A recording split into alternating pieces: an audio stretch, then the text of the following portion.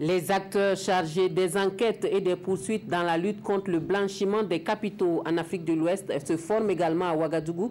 Une formation qui devrait leur permettre aux bénéficiaires donc d'acquérir des connaissances de base et de maîtriser les techniques spéciales d'enquête et de poursuite pénale. Il s'agira surtout d'harmoniser les approches dans la lutte contre le phénomène. Sur l'ouverture de la session de formation, le compte-rendu de Amadou Ilboudo et Maïmouna Traoré.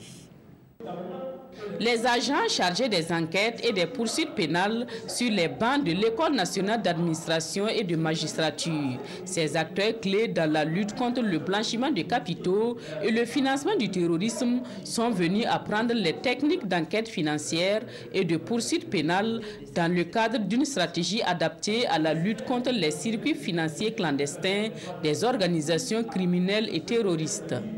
C'est spécifiquement la formation qui va nous donner les éléments d'analyse et des outils techniques par rapport à la lutte contre le blanchiment des capitaux et le financement du terrorisme. Et vous savez que c'est un phénomène transnational, ça relève du crime organisé et que l'efficacité de la lutte contre ce phénomène est liée justement à l'acquisition de façon pragmatique d'outils pratiques qui permettent aux acteurs de la chaîne pénale de faire face à ce phénomène qui est de plus en plus subtil et qui paralyse le fonctionnement de nos institutions. Cette formation dure 2 semaines et se déroulera en 3 niveaux progressifs.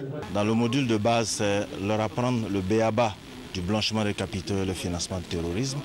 Dans le module intermédiaire, c'est leur donner les outils, les premiers outils de lutte pour pouvoir donc mener à bien les enquêtes financières et antiterroristes et pour pouvoir donc dresser le procès-verbaux qui seront transmis à la justice. Et le 3e module, c'est de voir avec les magistrats comment ils pourront mettre en œuvre ces 2 autres outils et pouvoir donc prendre des décisions fermes afin que ces phénomènes-là puissent être soit résorbés ou soit atténués. Des modules pertinents seront mis à la disposition des instituts et écoles de formation qui pourraient les intégrer dans leur curricula de formation initiale et continue.